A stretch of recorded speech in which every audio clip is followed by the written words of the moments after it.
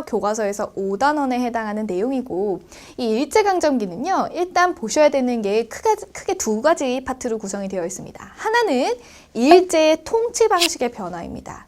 일제가 우리나라를 지배하기 위해서 어떠한 통치 방식을 펼쳤는지 그거를 정치와 경제에 대해서 차례차례 좀 아셔야 되고요. 시대적으로 구분을 하셔야 되고요. 나머지 하나 배워야 되는 내용은 뭐냐면 그 일제의 통치 방식에 저항하여 우리나라 사람들은 어떤 독립운동을 펼쳤는지, 국내에서 어떤 흐름이었는지, 국외에서는 어떤 흐름으로 독립운동이 전개가 되었는지를 여러분들이 살펴보는 시간이 되겠습니다. 자, 일제강점기는 시험에서 정말 잘 나오고, 여기서 이 부분에 한 문제, 그 통치 방식 부분에서 한 문제, 그 다음에 독립운동 부분에서 한 문제가 출제가 되기 때문에 여러분들이 꼭 두 군데를 다 마스터 하셔야 된다고 보시면 되겠습니다. 자, 일단 통치 방식을 잘 보면요, 우리가 일제강점기가 언제부터 언젠가요? 나라를 빼앗겼던 경술국치 1910년부터 우리가 해방이 되는 45년까지죠. 총 35년의 시간 동안 우리가 일제의 지배를 받게 되는데, 자, 일단 통치 방식이 10년대, 20년대, 그 다음에 30년대 이후로 크게 세 가지로 구분이 됩니다.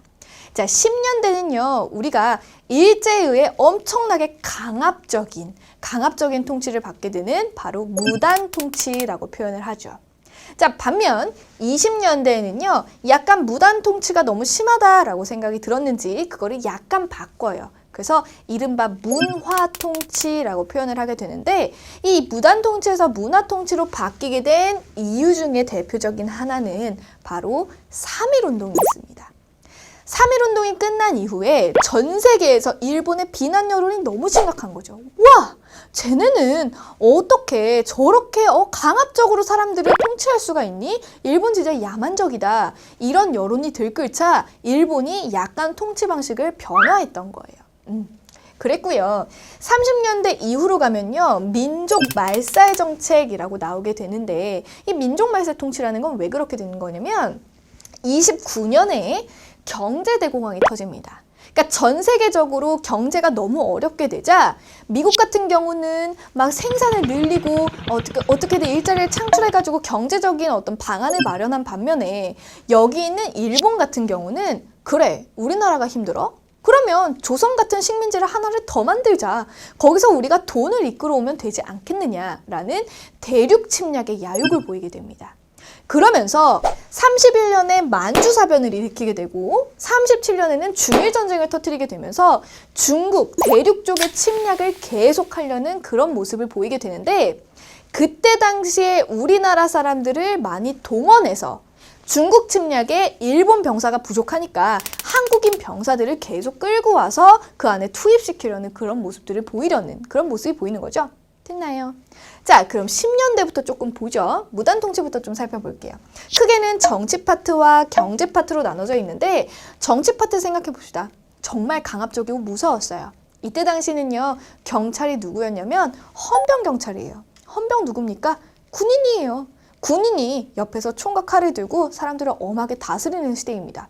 사람들이 뭐 쓰레기를 버렸어. 그럼 군인이 갑자기 막 총 들면서 이거 째려보는 거지. 얼마나 무서웠겠어. 그 다음 두 번째, 학교도 그랬습니다. 교원이라든지 어떤 관리라든지 그런 사람들에게 칼이나 제복 같은 걸 입혀서 굉장히 위화감 느끼도록 그런 거죠. 만약에 여러분들이 그런 거 많이 하잖아요. 우리 끝나고 종례 같은 거 선생님들이 하시잖아. 근데 종례 시간에 어떻습니까? 우리 학생들 진짜 미친듯이 떠들지 않습니까? 저도 그랬어요. 그 담임 선생님이 엄청 화내시죠. 그만 좀 떠들으라고. 왜 이렇게 할 말이 많냐고. 근데 만약에 이 당시 때 1910년대에 떠들었다고 해봅시다. 그럼 선생님이 가서 와서 칼 바로 대는 거야. 그만 떠들라고. 얼마나 무섭습니까? 이런 시대가 바로 1910년대였어요. 그리고 우리나라에 있는 언론, 출판이라든지 아니면 내가 뭐가 마음에 안 들어서 집회를 한다든지 아니면 같은 목적을 가지고 모인 결사라든지 이런 게 모두 다 금지되고 국가의 통제 아래 우리가 억압적으로 살아야 되는 때가 바로 일제강점기가 되겠습니다. 이해되셨죠? 자, 그럼 경제정책을 조금 볼 텐데 10년대에 가장 중요하다고 보는 게 우리가 토지조사 사업이라고 있어요. 이 토지조사 사업은 일제가 말로는 야, 니네 나라에 땅 주인이 누군지를 알기 위해서 조사하는 거야 라고 했지만 기한 내에 토지를 신고하게끔 했습니다. 그러다 보니까 사람들이 기한 내에 미처 신고를 하지 못한 사람도 있었고, 아니 내 땅을 왜 일본한테 신고해야 되느냐라고 반발한 사람들도 있었고, 그래서 여차저차 해가지고 신고를 안 한 사람들의 토지를 모두 다 일제가 빼앗아가게 된 거죠. 그래서 결국은 이 토지조사 사업이라는 거는 말로는 우리나라의 토지 주인이 누군지를 알려주기 위한 거야 라고 했지만, 결과적으로는 우리나라의 미신고 토지들을 약탈해 갔다는 결론을 얻게 되는 거죠. 그래서 굉장히 나쁜 일입니다. 또 하나 회사령이라는 게 있는데, 회사를 설립할 때 우리가 무조건 조선 총독의 허락을 받아야 된다라는 내용입니다. 조선 총독의 허락이요? 그럼 조선 총독이 갑자기 야 회사 설립 안 돼 라고 하면 우리는 못 만드는 거죠. 그러니까 우리나라 기업 자체를 만들지 못하게 해서 경제 성장 같은 걸 다 억압시켜버리는, 그때가 바로 1910년대가 될 거예요. 됐나요? 자, 그러면 20년대를 좀 보죠. 3.1운동으로 인해서 정치 방식이 바뀌었습니다. 문화 통치로 바뀌었는데요. 일단 얘네가 제일 기본적으로 요걸 바꿔요. 10년대에 헌병경찰 통치였다면 20년대에는 보통경찰, 우리 부드러운 경찰들이야 라고 하면서 일반인들이 이제 경찰을 하게 되는데, 얘네가 수를 쓴 거죠. 보통경찰로 바꾼 척을 하면서 사람들을 잡아내기 위해서 치안유지법, 독립운동하는 사람들을 잡아내기 위해 치안유지법이라는 악법을 만들고요. 또 하나는 경찰의 수를 무진장 많이 늘려버립니다. 한 4배 정도를 늘리면서 사람들을 더 쉽게 잡아가도록 하는 거지. 그러니까 이거는 헌병경찰보다 더 심한 거예요. 경찰이 너무 많고 경찰청, 경찰서 같은 수도 엄청나게 많고 이랬던 시대가 바로 20년대고요. 자, 경제정책을 조금 보면요. 20년대에는 산미증식 계획이라는 게 있습니다. 이게 뭐냐면 일본에서 그 당시에 쌀 생산량이 굉장히 적었어요. 어떻게 보면 일본에서 공업화가 너무 많이 일어나서 지방에서 다 이제 쌀 짓던 사람들이 도시 와서 나도 도시에서 공장 다닐래 이러면서 다 쌀 생산을 안 하고 있는 거지. 그러다 보니까 일본 내에서 쌀값이 폭등해서 안 되겠다. 그 폭등한 가격을 잠재우려면 우리나라 같은 식민지에서 쌀을 사다가 놔야겠다라는 생각을 한 거예요. 그래서 말 그대로 산미, 미국의 생산량을 증식시키겠다라는 뜻입니다. 그래서 우리나라의 여러 가지 방법을 통해 쌀 생산량을 늘렸어요. 근데 그래, 늘린 건 좋아. 늘린 건 좋은데 원래 기준치가 요만큼을 늘리기로 했다면 그 목표량에 달성하지 못했던 거야. 성장은 했지만 너무 적게 성장을 했는데 이들이 목표했던 만큼 가져가려고 하는 거지. 그러면 우리나라에 기본적으로 있던 쌀이 이만큼인데 조금 생산량이 늘었지만 거기서 이들이 이만큼을 수탈해 가버리니까 우리나라 1인당 쌀 소비량은 어떻게 되겠어요?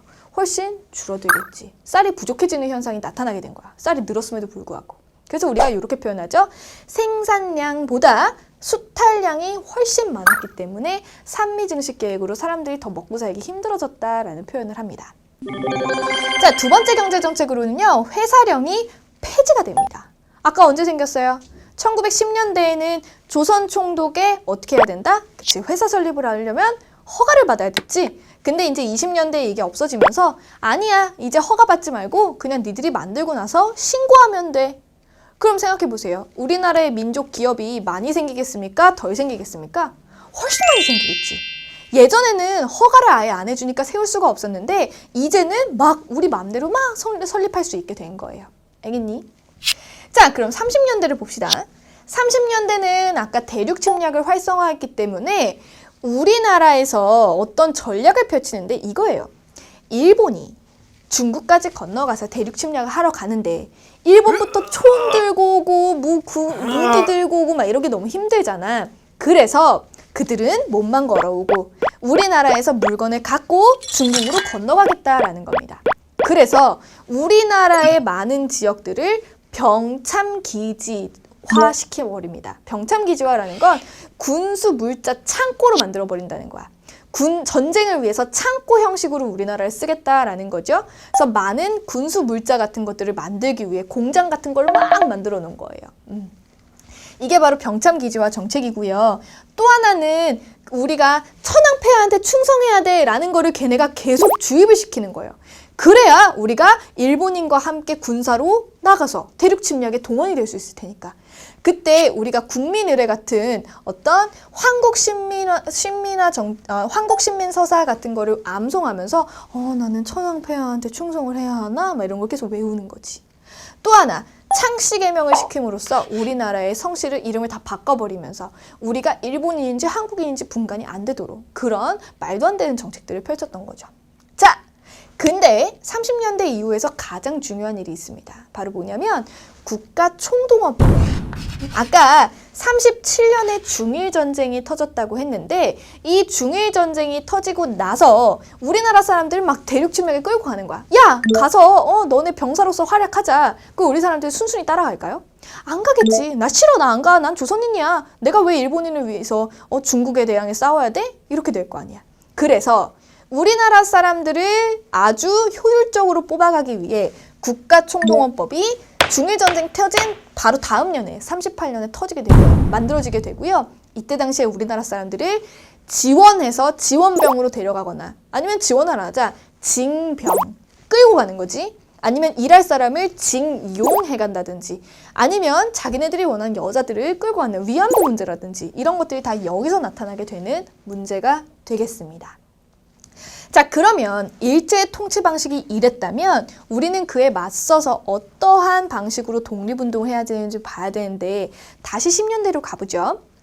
국내와 국외에서 독립운동을 했을 거야. 근데 사실 10년대에는 무단 통치를 하고 있던 시대이기 때문에 우리나라 사람들이 굉장히 많이 무서워했습니다, 일제를. 그래서 국내에서는 그런 언론, 출판, 집회, 결사 이런 자유도 없었기 때문에 어떤 모임이나 단체 같은 것들이 만들어질 수가 없어요. 그래서 모두 다 비밀, 몰래 일본에 저항하는 그런 단체들이 성립이 되는 거죠.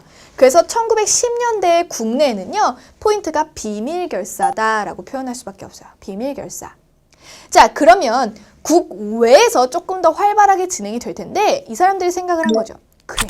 나중에 우리가 일제와 싸우기 위해서 외국에서 뭔가를 할 수가 있을 것이다. 독립운동을 하기 위해서 우리가 미리 근거지를 만들어 놓자라고 해서 1910년대 국외에서는요. 독립운동 기지를 건설합니다. 아직 싸우는 건 아니고 기반을 닦아놓는 거지. 터를. 됐나요?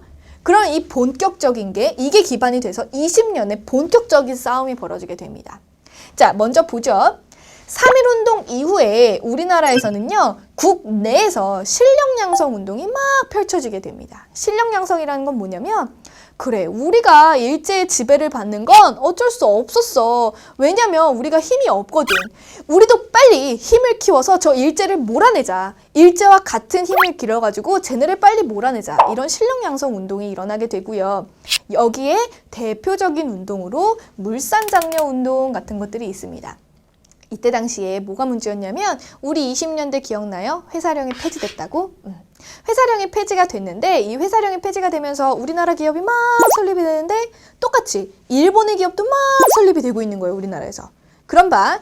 그 당시에 우리나라 기업의 수준과 일본 기업의 수준에서 차이가 약간 있단 말이죠. 일본이 굉장히 그때는 조금 막 좀 성장이 많이 됐을 때라서 일본 기업에서 우리나라 기업을 많이 눌릴 거야. 그래서 사람들이 야, 우리나라 기업 거를 많이 사줘서 우리나라 기업이 튼튼해져서 우리의 실력을 키우자라는 물산장려 운동 같은 것들이 벌어지게 된 게 바로 20년대 국내에서 있었던 상황입니다.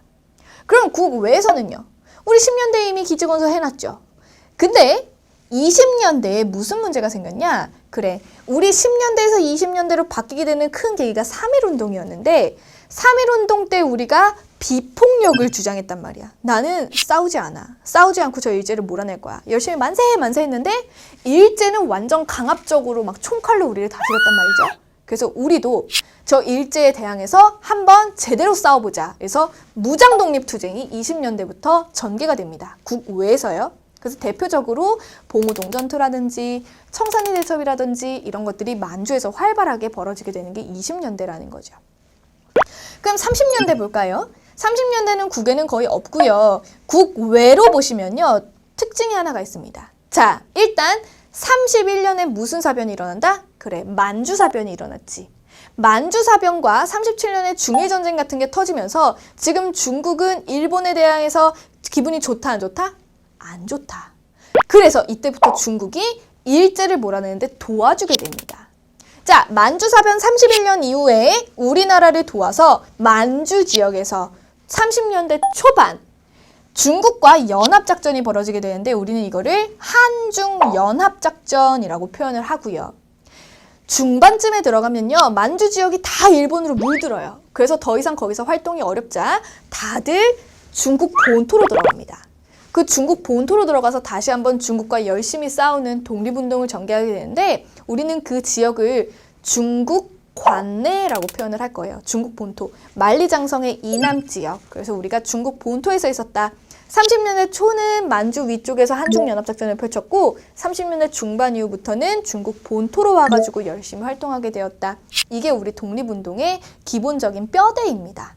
자, 물론 여기에서 살을 여러분들이 더 붙여나가셔야 되겠죠. 근데 이 큰 흐름을 알고 듣는 것과 모르고 듣는 거에는 굉장히 큰 차이가 있을 거라고 생각을 합니다. 복습 한번 열심히 해보시고요. 나중에 본 개념 강좌에서 이 내용을 다시 들으신다면 이 그림이 머릿속에 떠오르지 않을까 선생님은 생각을 합니다. 고생 많으셨고요. 우리는 다음 시간에 마지막 강좌에서 만나도록 하겠습니다.